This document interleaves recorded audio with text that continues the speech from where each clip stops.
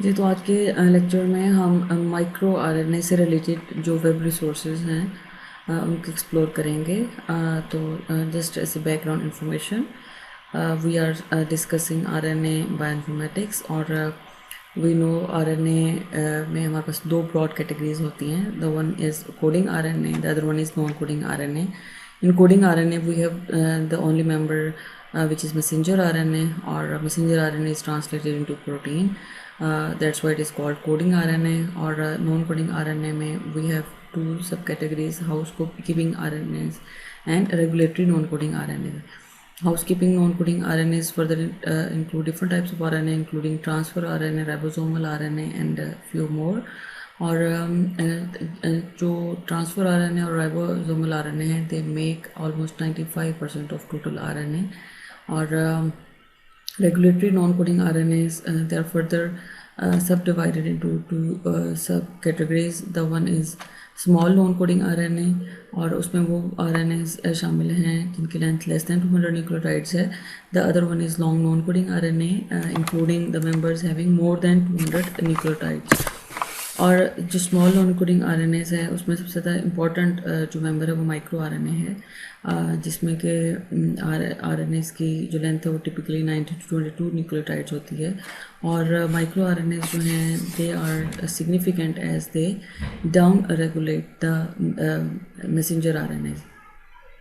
So just to have a basic idea about microRNA, they are non-coding RNA molecules, and their length is approximately 22 nucleotide long, and they were first described by Lee and colleagues in 1993, while the term was coined in 2001. Or different conventional techniques which can be used to detect microRNA include northern blotting, QRT, PCR, and microarray analysis. And the earliest members which have been identified include lineage 4 and lethal 7 gene products, and they were identified in C. elegans. जो micro RNAs हैं they are evolutionary conserved, so they are widely used in bioinformatic analysis. And one micro RNA can silence multiple messenger RNAs, so one micro RNA can have multiple targets. क्योंकि जो micro RNAs हैं ये protein function को down regulate करते हैं by acting on messenger RNA. और एक जो माइक्रो आरएनए है it can have multiple targets जिनको ये साइलेंस कर सकता है. और माइक्रो आरएनएस जो हैं they remain stable and intact in plasma और serum, so they can be used and are used as a new class of plasma or serum based biomarkers for different disease detection, especially the cancer. The major function of microRNA appears to be the down regulation of protein function by inhibiting the translation of protein from messenger RNA or by promoting the degradation of messenger RNA.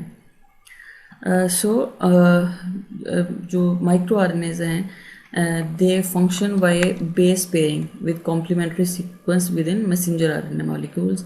और चूँकि ये micro RNase जो हैं ये messenger RNA के साथ base pairing कर लेते हैं, तो उसके बाद ये मैसेंजर आरएनए को साइलेंस करते हैं by one of the following ways.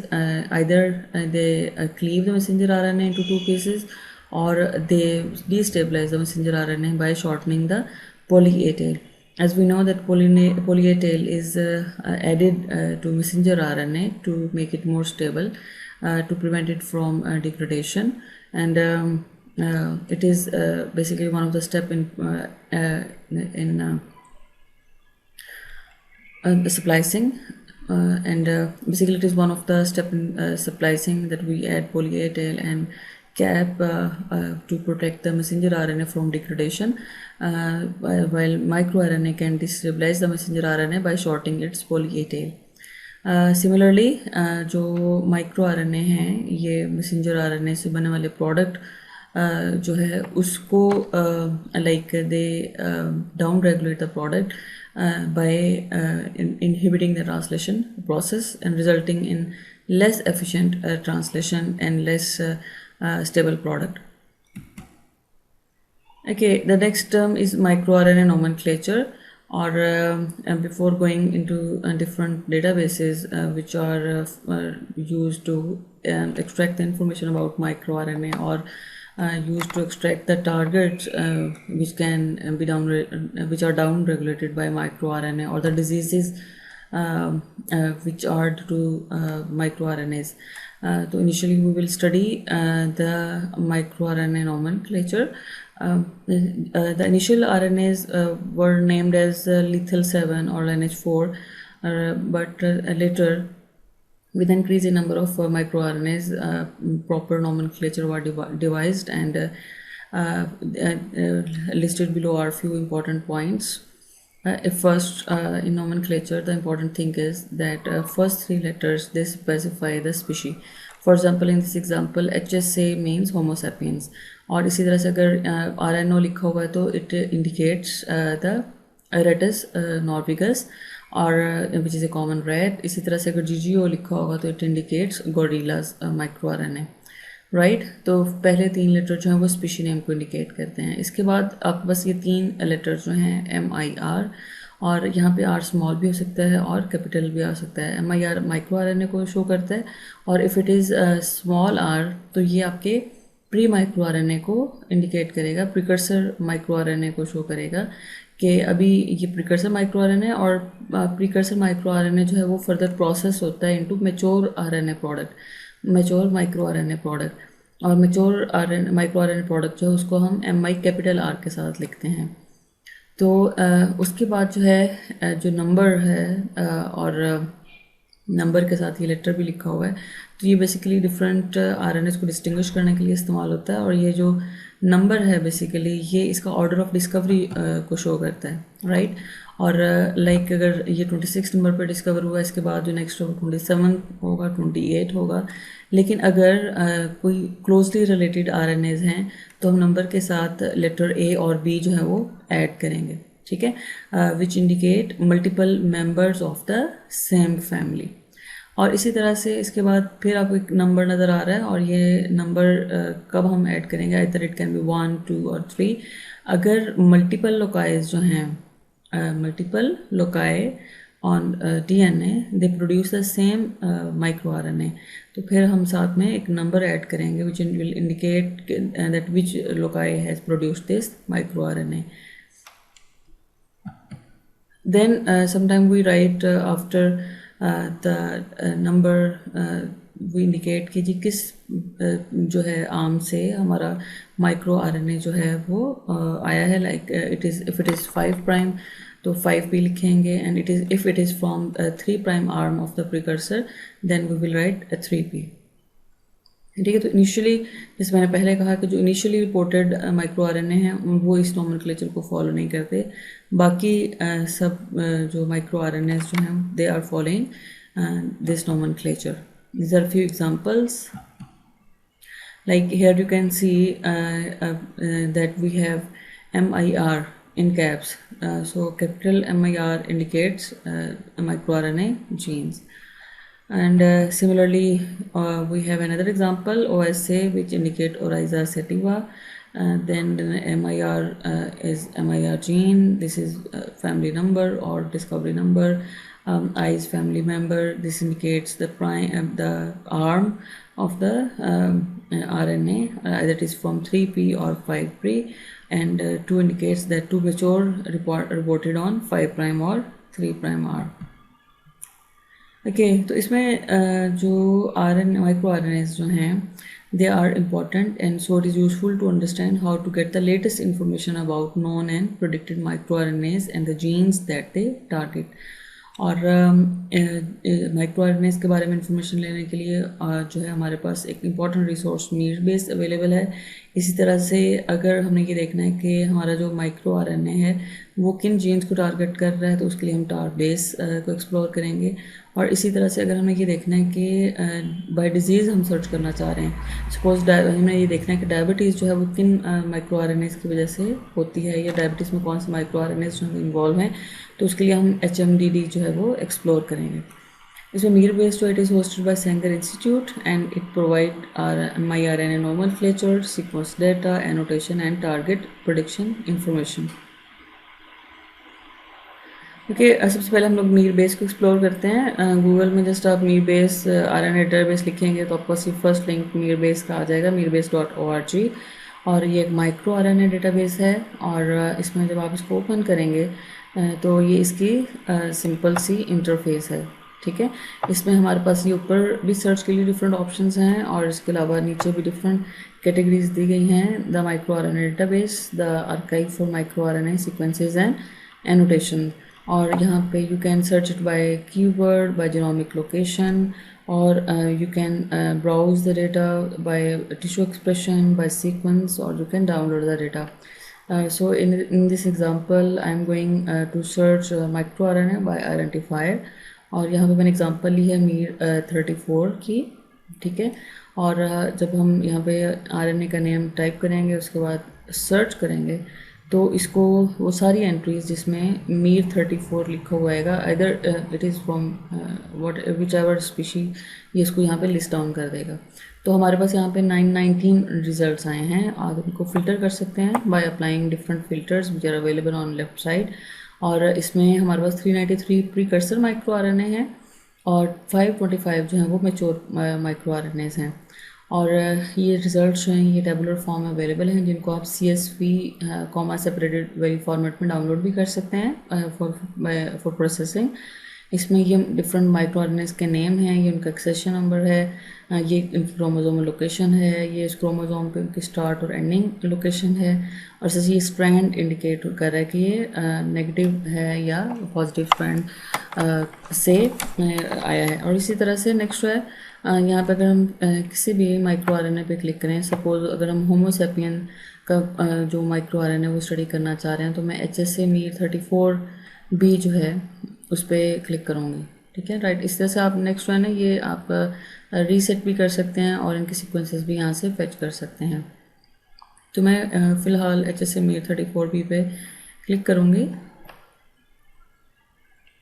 और ये हमें जो है इस पर्टिकुलर माइक्रो RNA से रिलेटेड उसका एक्सेशन नंबर, उसकी डिस्क्रिप्शन, स्पीशीज़, उसके सिंबल और उसकी जो जीन फैमिली है उसकी इन्फॉर्मेशन देगा। समरी की फॉर्म में इसकी फर्दर डिटेल्स अवेलेबल हैं। और ये माइक्रो RNA जो कितने पेपर्स द्वारा में पब्लिश हुआ है वो यहाँ से डाटा व्यू किया जा सकता है। नीचे इसकी सीक्वेंस है और साथ ही इसकी ब्रैकेट नोटेशन में सेकेंडरी स्ट्रक्चर दिया हुआ है। और नीचे ये उसका सेकेंडरी स्ट्रक्चर है, इसमें ये कॉम्प्लीमेंट्री बेस पेयरिंग को शो कर रहे हैं और ये दरम्यान में जो है ये लूप्स को शो कर रहे हैं, राइट। और उसके बाद जो है हमारे पास इसमें जो है जीनोम कॉन्टेक्स्ट अवेलेबल है कि किस क्रोमोसोम पे है और इसकी स्टार्टिंग और एंडिंग पोजीशन कौन सी और स्ट्रैंड कौन सा है।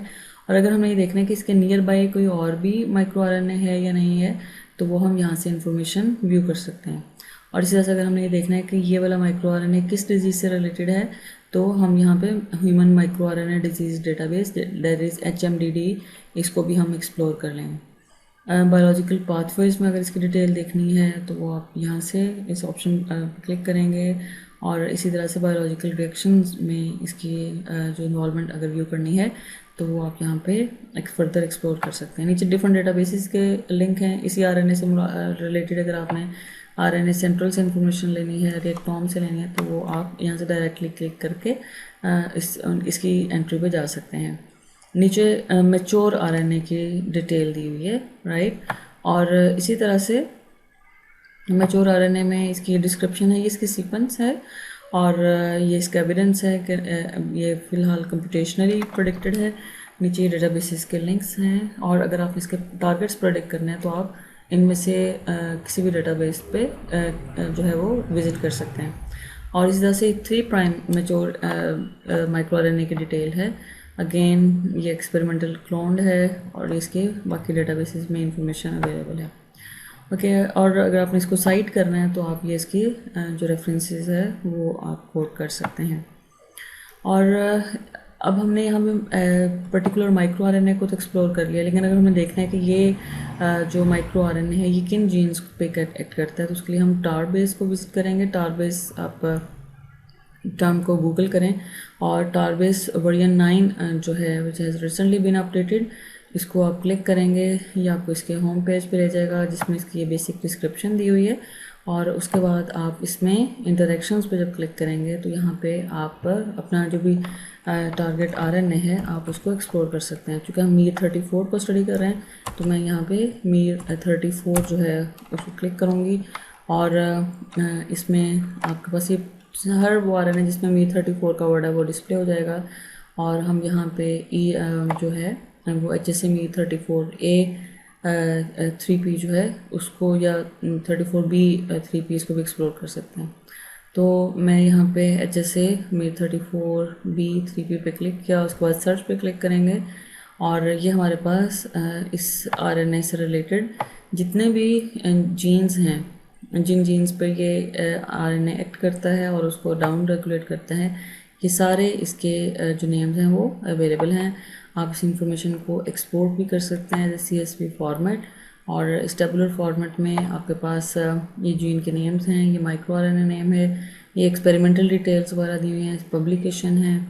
इसी तरह से यहाँ पे ये इसका जो स्कोर है which shows the confidence level, और इसकी फर्दर डिटेल पर अगर आप क्लिक करेंगे तो आपको उस RNA की जो पब्लिकेशंस, टिश्यूज़, सेल लाइंस, उनकी डिटेल जो है वो आपको विद एडिशनल इंफॉर्मेशन वो आपको प्रोवाइड कर देगा।